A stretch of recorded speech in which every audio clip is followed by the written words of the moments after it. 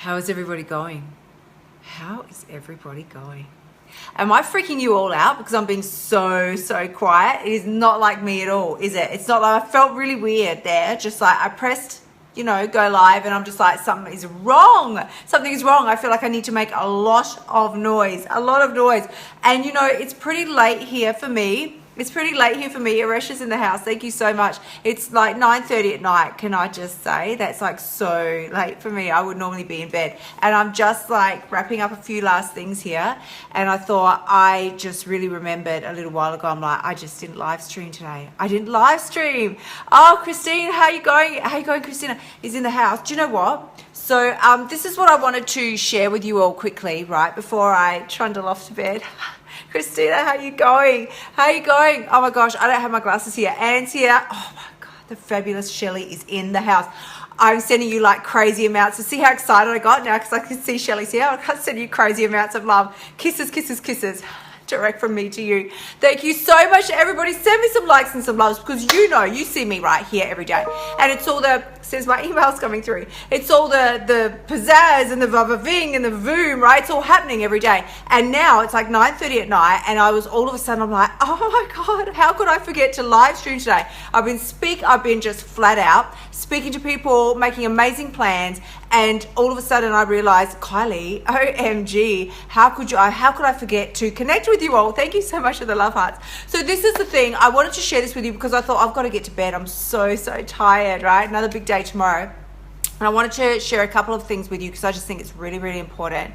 Thank you so much. I know, Christina, I know. I've decided to start. So here's the recap, right? I've decided to start going with the flow. Like the very short version is I used to do my live streams strictly and like by a rigid structure. They were done at 8 a.m. every morning. That was the live stream time. And, my very best friend, he would say to me, can I come over and visit Molly? You've seen little Miss Molly, our dog. Can I come over and visit Molly? I'm like, you cannot come over at any time before like 8:30, 9 a.m. in the morning because I am busy. I have my schedule now. You skedaddle on out of here, right? And eventually I just thought, this is ridiculous. But can I be real? It took me 9 months, because I've been live streaming every day for 9 months. It took me 9 months to wake up and go, this isn't working for me. It's not. What I realized was you need to have flow and flexibility in your life. Flow and flexibility, right? You can't just have one without the other, and you can't have rigid rules without any flow or flexibility. It doesn't work. You think about it, right? Like, let's just think about it. Something that's rigid and inflexible, eventually you push that thing gonna break. It's gonna break. It will snap, right? And what do we do when we are not flexible? When it's just rigidity, right? And no flexibility, we're not willing to give at all, you snap. It takes the smallest, right? And eventually you're like, it's bubbling away under the surface there. You're like, ooh. You're just about at breaking point, and then somebody goes to you, can you please just pass me that bowl of grapes over there? And you're just like, get your own damn grapes. I don't know who you think you are telling me to get you some grapes. And they would just be like, what just happened there? And you're like, well, you snapped because there was no flexibility. It was just rigid, harsh rules, got to be like this. And so at some point, really I woke up, took me a little while, and I woke up and I just thought, what would it be like if I gave myself permission to live stream at different times, at times when it felt good to me, at times when I really, wanted to share a certain message. And so this is what I wanted to share with you tonight before I go off to bed. Oh, Dale's in the house as well. It's kind of the whole like Stone Wilkie family. Everybody's here. Thank you so much. Heidi, Tracy, thank you very, very much. So this is what I wanted to share with you. And you will note, can we all just say, black and white filters, black and white hide tiredness and lack of makeup. But it's all right. So this is what I wanted to share with you today. I've had a monumental week. I'm talking a week of monumental shifts like this. 1 minute you're over here, you think you're just cruising along, everything's fantastic. Next minute you find yourself way over here and you've got no idea how you even got there. All you know is that you have to be there.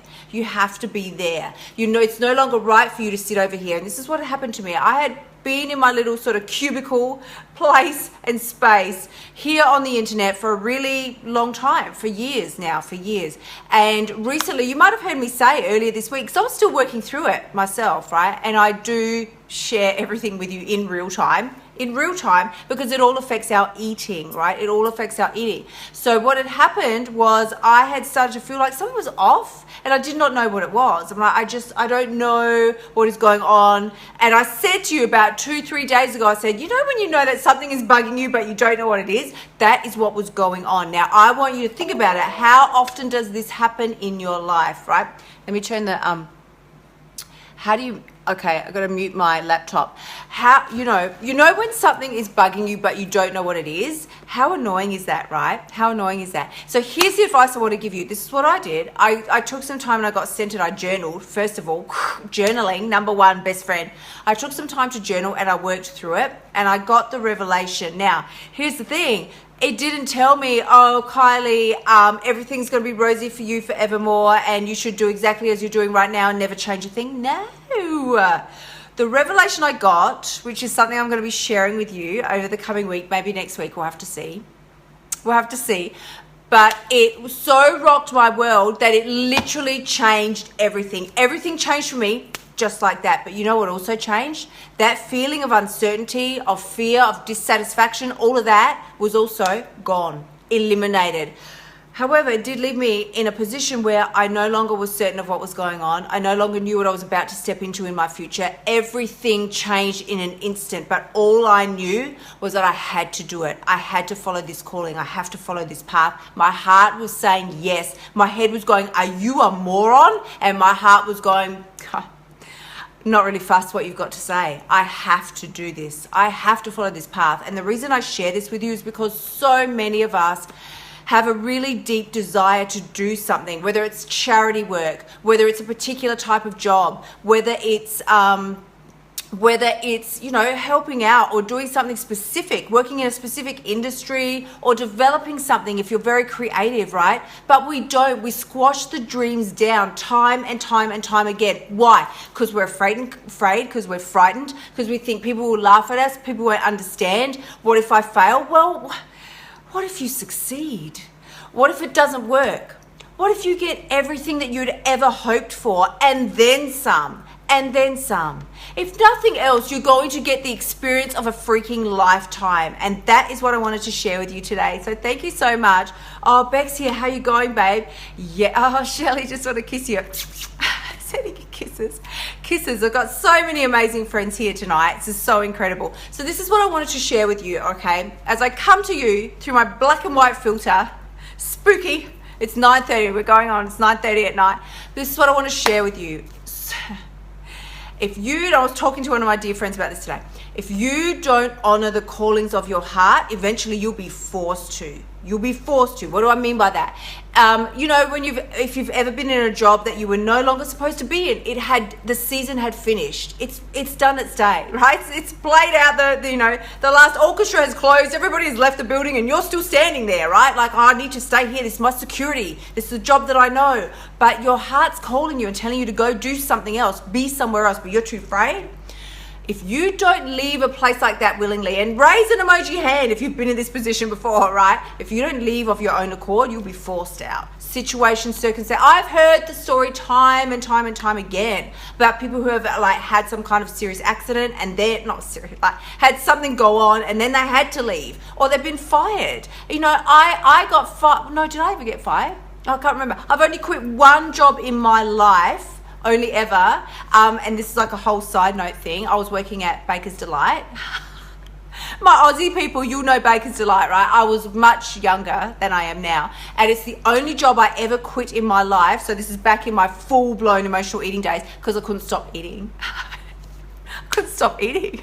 I think I just would have eaten them out of all profits at Baker's Delight, because I don't know what it's like now. If there's any of you who work at Baker's Delight, any of you work there, right? And for those of you who don't know Baker's Delight, I mean, the name says it all, right? The name says it all. If you are a yeast bun sort of girl, if you like your bready, doughy, sticky, sweet things, it's heaven, right? It's heaven. And I was working there years ago, and the policy then was you can eat anything that you want, right? And I was just like, you people don't understand who you're dealing with.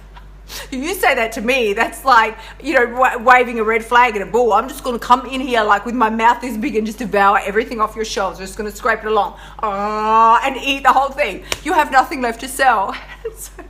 Eventually, and truly, I tell this to you without a word of exaggeration, I gained so much weight so fast in that job that I actually quit. I've got to get out of here. I've got to get out. And I did. But what I want to sort of say to you, and that's sort of a random side note, it's got nothing to do with what I was saying. What I was going to say, my connection is weak. Do you know, again, I forgot to put the 4G on my phone. Send me some good juju vibes. I forgot to put the 4G on my phone. But this is what I want to tell you. If you have a calling in your heart, if there's a desire and something you know that you're supposed to fulfill, all right? So for instance, so many of you have heard me talking about recently an incredible project that I partnered up with called Change for Kids. Change for Kids, Change for Kids. Now, I don't actually have kids myself. I don't. And for many years, I thought, I don't want kids. Don't. You know, I'm not a kids sort of person. I like them. They're nice enough for other people, right?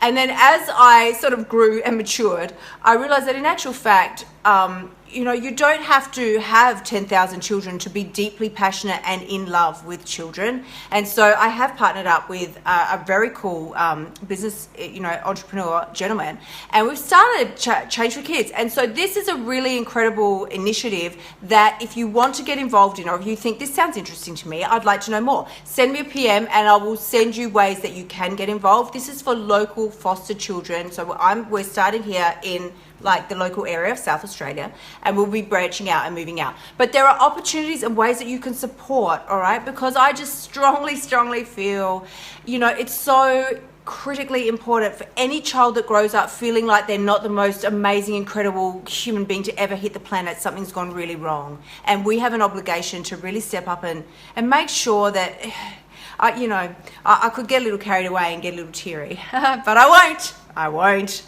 Nobody wants to see Kylie crying at nearly 10 p.m. at night. But I do feel it's so important, because we only have to look back at our own stories. Some of you may have had a story where you were not particularly loved or didn't feel like you were loved. Me, myself, I had an incredible upbringing. My parents were freaking rock star parents, but we all still have our own little insecurities and things that niggle at us. You can't get enough love. It's not like somebody goes, you've had enough love now, that's fine, that's enough for you, and you skip off into perfection. You can't have enough love. And for children especially, they really need to know and feel that. They're so intuitive and so in tune. They know. They're not morons. Just because they're small, they're not little. Well, like little. Just because they're little, they're not stupid, right? They're not stupid. They know and they can feel. And it's really important for them to have to say as many opportunities as we can possibly provide. So this was not at all what I was going to talk about, but it's come up.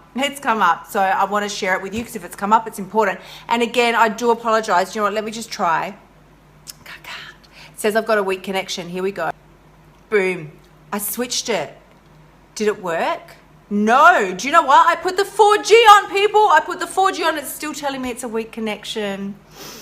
Okay. Well, on that note then, I am going to wrap it up. But feel free to...